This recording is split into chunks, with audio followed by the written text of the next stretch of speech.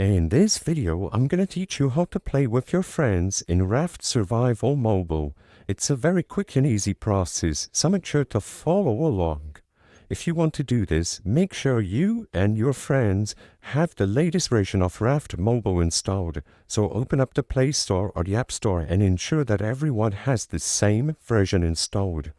Once all of you ensure that there are no pending updates, from the main menu, I recommend selecting the multiplayer mode and clicking play.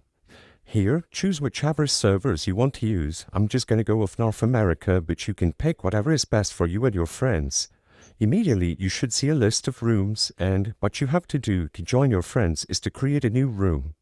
The first thing you see is the invite code. You want to note this down because this is the code that your friends will be using to join your game. You can set the amount of players to only the exact amount of friends that you want, or you can leave it open for more players. If you want this to be a private room for only you and your friends, toggle the privacy option on, so only allowed people will be able to join. Afterwards, select Create at the bottom right corner of the screen, and as you can see, you are going to get this prompt. You either need to watch 3 ads to properly create this room and start playing, or pay for the subscription over here at Raft.